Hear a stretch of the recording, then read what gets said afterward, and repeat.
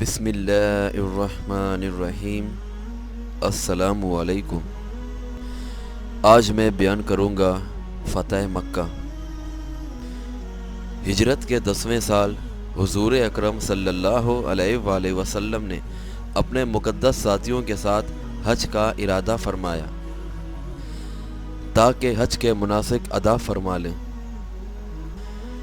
اس موقع پر قریش نے پورا مکہ مکرمہ 3 دن کے لیے خالی کر دیا تاکہ حضور اکرم صلی اللہ علیہ وآلہ وسلم اور آپ صلی اللہ علیہ وآلہ وسلم کے صحابہ کرام رضی اللہ تعالی عنہ حج کے مناسک آسانی سے ادا فرما لیں۔ اور ادھر مناسک حج ادا ہوئے اور ادھر قریش واپس مکہ مکرمہ میں گھس آئے اور بنی خزاع پر حملہ کر دیا، کیونکہ بنی خزاع حضور اکرم صلی اللہ علیہ وآلہ وسلم پر ایمان لا چکے تھے۔ اس صورتحال میں بنی خزاع نے حضور اکرم صلی اللہ علیہ وآلہ وسلم سے ان بنی خزاع پر ہونے والے اس ظلم کو روکنے کے لیے درخواست کی،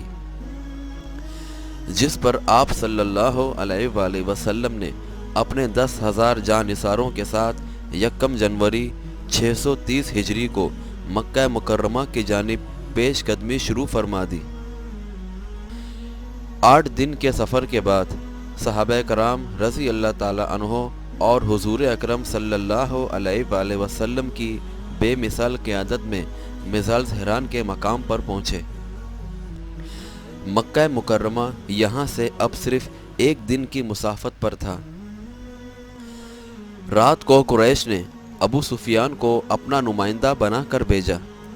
ابو سفیان نے حضور اکرم صلی اللہ علیہ وآلہ وسلم کی خدمت اقدس میں حاضری دی اور اپنا موقف پیش کرنے کی اجازت طلب کی، جو صبح عطا کر دی گئی۔ ابو سفیان سے اس موقع پر حضور اکرم صلی اللہ علیہ وآلہ وسلم نے 2 ٹوک دریافت فرمایا ابو سفیان، کیا اب بھی وہ وقت نہیں آیا کہ تم گواہی دو کہ اللہ تبارک و تعالی جو واحد ہے، اس کے سوا کوئی عبادت کے لائق نہیں ہے، اور میں حضرت محمد صلی اللہ علیہ وآلہ وسلم اس کا آخری رسول ہوں؟ ابو سفیان نے ذرا سے تذبذب کے بعد بالآخر تسلیم کر لیا کہ حضرت محمد صلی اللہ علیہ وآلہ وسلم عین حق پر ہیں، اور آپ صلی اللہ علیہ وآلہ وسلم پر ایمان لانے کا اعلان کر دیا۔ اس کے بعد حضرت ابو سفیان رضی اللہ تعالی عنہ واپس مکہ مکرمہ تشریف لے گئے تاکہ آپ صلی اللہ علیہ وآلہ وسلم کی تشریف آوری پر آپ صلی اللہ علیہ وآلہ وسلم کے شایان شان استقبال کی تیاری کروا سکیں۔ بعض مخصوص قبائل کی برائے نام مخالفت کے باوجود، جن کے ہاتھوں کئی مسلمان شہید بھی کیے جا چکے تھے، جب نبی کریم صلی اللہ علیہ وآلہ وسلم اپنے صحابہ کرام رضی اللہ تعالی عنہ کے ساتھ مکہ مکرمہ میں ایک بار پھر جلوہ افروز ہوئے، تو آپ صلی اللہ علیہ وآلہ وسلم اور آپ صلی اللہ علیہ وآلہ وسلم کے ساتھیوں کی کوئی مزاحمت نہیں ہوئی۔ یہ وہی شہر تھا جہاں کے باشندوں نے آخری نبی برحق صلی اللہ علیہ وآلہ وسلم اور آپ صلی اللہ علیہ وآلہ وسلم کے مقدس ساتھیوں پر زمین تنگ کر دی تھی، یہاں تک کہ آپ صلی اللہ علیہ وآلہ وسلم اور آپ صلی اللہ علیہ وآلہ وسلم کے ساتھیوں کو یہاں سے نکل جانا تک پڑا تھا، اور پچھلی مرتبہ تو انہیں مکہ مکرمہ میں داخل تک نہیں ہونے دیا گیا تھا۔ حالانکہ یہ سب معزز ترین حضرات جنگ لڑنے نہیں، حج کرنے آئے تھے۔ آج اسی شہر مکہ مکرمہ کے باشندے حضور اکرم صلی اللہ علیہ وآلہ وسلم اور آپ صلی اللہ علیہ وآلہ وسلم کے ساتھیوں کے رحم و کرم پر تھے۔ تمام پرانے دشمن آج حضور اکرم صلی اللہ علیہ وآلہ وسلم کے قدموں میں پڑے تھے، اور حضور اکرم صلی اللہ علیہ وآلہ وسلم اپنی پسندیدہ اونٹنی قصوہ پر رونق افروز تھے۔ हज़रत उसामा बिन ज़ैद रज़ी अल्लाह ताला अन्हो आप सल्लल्लाहु अलैहि वसल्लम के पीछे सवार थे और आप सल्लल्लाहु अलैहि वसल्लम सूरह फतह की तिलावत फरमाते तशरीफ़ ले जा रहे थे, जो ऐन इस मौके के लिए इसी मुनासिबत से नाजिल फरमाई गई थी और अपनी वजाहत खुद थी और फ़तह मक्का बजाय खुद सूरह फतह की अमली तफसीर थी। अल्लाह ताला ने फरमाया, और बेशक ए मोहम्मद हमने आपको खुली फ़तह से नवाजा है। अल्लाह तबारक व ताला आपको अपनी रहमत व मग़फ़िरत से भी नवाजेगा और अपनी इनायत से भी नवाजेगा और सीधा रास्ता दिखाएगा, और अल्लाह तबारक व ताला अपनी ज़बरदस्त मदद से भी आपको सरफराज फरमाएगा। बहरहाल मुसलमान मक्का मुकर्रमा में इंतहाई फ़ातिहाना शान से और इंतहाई पुरअमन तौर पर दाखिल हो रहे थे। ना किसी घर को लूटा गया और ना औरतों और बच्चों को कोई तकलीफ़ हुई। आखिर पैगंबर दो आलम हुजूर अकरम सल्लल्लाहु अलैहि वसल्लम जलवा फरमा हो रहे थे। आप सल्लल्लाहु अलैहि वसल्लम ने तमाम बाशिंदगाने मक्का के लिए आम माफ़ी का ऐलान फरमा दिया।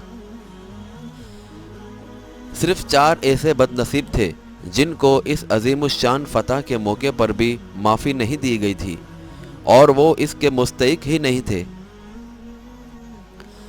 और हुजूर अकरम सल्लल्लाहु अलैहि वसल्लम ने इस मौके पर काबा को बुतों से पाक फरमा दिया, जो अल्लाह की इबादत के लिए तामीर किया गया था। अब वहाँ 360 बुत थे। हुजूर अकरम सल्लल्लाहु अलैहि वसल्लम ने काबा को उन बुतों से मुकम्मल तौर पर पाक फरमा कर एक मरतबा फिर सिर्फ एक ही माबूद हकीकी की इबादत का मरकज़ बना दिया, जो अब इंशाअल्लाह क़यामत तक के लिए उसी के लिए मरकज़ इबादत रहेगा। हुजूर अकरम सल्लल्लाहु अलैहि वसल्लम ने बज़ाते खुद लकड़ी के कबूतर के इस बुत को तोड़ फेंका जिसको काबा की छत से लटकाया गया, बल्कि इसकी भी पूजा की जाती थी। काबा से उन तमाम बुतों को तोड़ फोड़ कर निकाल बाहर करने के दौरान हुजूर अकरम सल्लल्लाहु अलैहि वसल्लम मुसलसल अल्लाह तबारक व तआला की वहदानियत और बढ़ाई बुलंद आवाज़ से बयान फरमा रहे थे। अल्लाह सबसे बड़ा है, हक आ गया और बातिल भाग गया। बेशक बातिल भागने ही के लिए है। इसी तरह बुत परस्तों ने इस मौके पर अच्छी तरह देख लिया कि वो जिन बुतों की पूजा करते रहे वो खुद अपनी हिफाजत तक नहीं कर सकते। इसी तरह हुजूर अकरम सल्लल्लाहु अलैहि वसल्लम ने अमली तौर पर उन बुतों की हकीकत वाज़े फरमा दी और बुत परस्ती की तमाम शक्लों को अपने मुकद्दस कदमों तले रोन डाला। इसके बाद आप सल्लल्लाहु अलैहि वसल्लम ने हाज़रीन को खुतबे से नवाजा और तमाम इंसानों के दरमियान कुरान करीम के इरशाद के हवाले से एक बिरादरी के होने का ऐलान फरमाया। जैसे कि कुरान करीम में अल्लाह ताला फरमाता है, ए लोगों, हमने तुमको एक मर्द और एक औरत से पैदा किया है, तुम्हारे कबीले बना दिए हैं ताकि तुम एक दूसरे को पहचान सको, और अल्लाह तबारक व ताला की नज़र में तुम में सबसे बेहतर वो है जो सबसे बढ़कर मुत्तकी है।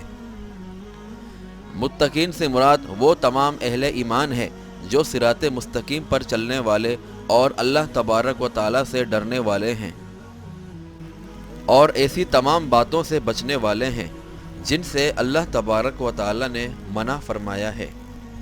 बेशक अल्लाह तबारक व ताला सब कुछ जानने वाला और हर शय से पूरी तरह आगाह है। और ये था फ़तह मक्का के हवाले से एक मुख्तसर सा बयान।